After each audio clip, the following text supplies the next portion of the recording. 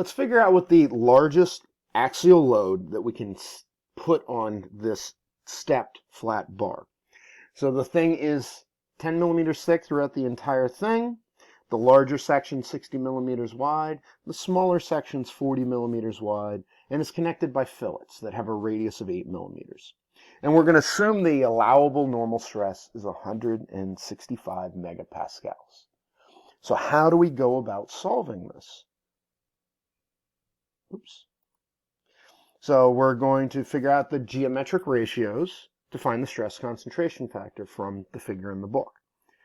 Now, this is basically looking at that figure and going, okay, well, which line do I look at? Where am I looking and whatnot?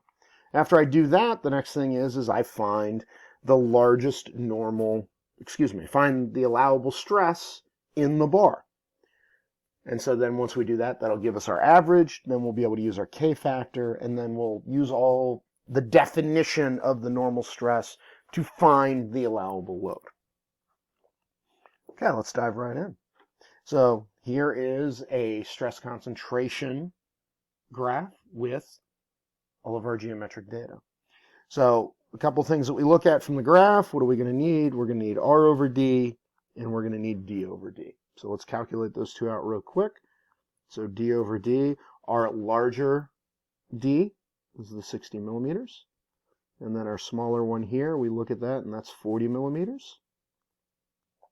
So if I punch that into my calculator, I've got 1.5. And let's we'll highlight the 1.5. So we're looking at this line right here.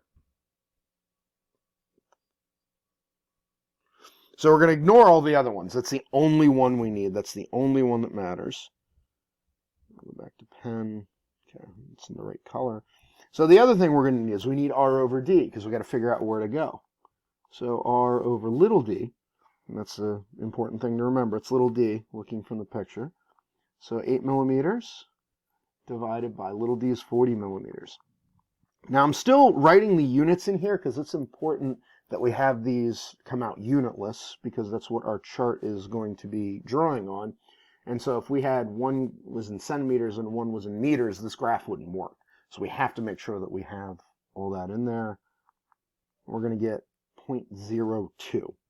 So I'm going to look over here, and it's up. There's 0.02. I'm going to follow that up until it hits this graph here, a little bit north of 1.8. So I'm going to draw that line over there and go, okay, well, my K value is going to be 1.82. Of course, everybody's looking at this now going, oh my God, how close do I have to be on a test to be able to get this right? So we're reading from a graph. I mean, you should really be able to get it within 0.05, maybe 0.05. Because, I mean, there would be 1.9, there would be 1.8. You should be somewhere in between the two of those. At least I'm confident that you can do that.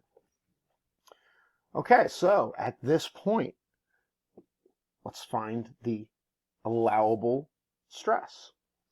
Now, we know our definition is K is stress max over the average stress.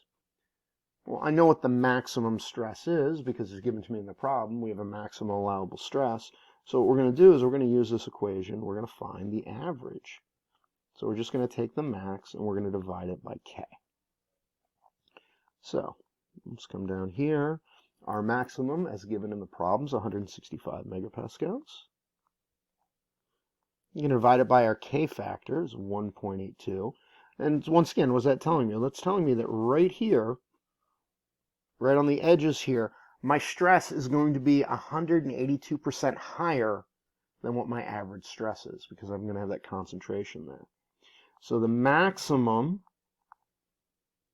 average stress to give me 165 megapascals as a maximum stress is going to be 90 megapascals. So all through the rest of the bar, it's going to be 90 megapascals. You throw that fillet in, and all of a sudden, right at that fillet, it's going to spike to 165. Why do we care about stress concentrations? Because this is where it's going to break. Because fillets, holes, that's where things are going to break because the stress is going to concentrate. So at this point, it should be really easy to finish this out. We're just going to go, okay, well, The stress is going to be the load over the area. I need to find the load. I know the area, I know the stress, so if I rearrange this, it's just going to be stress times area. So that 90.7 megapascal, I'm going to multiply it by the area, and then it becomes, wait, what area do I need to do? Do I do the bigger one? Do I do the smaller one? Well, it's going to be the smaller one, because that's where the stress is concentrating here. There's no stress concentration on the bigger one. It's all when we go to the smaller diameter. And it's typically the way all these are going to work, because it's always going to spike on the smaller side.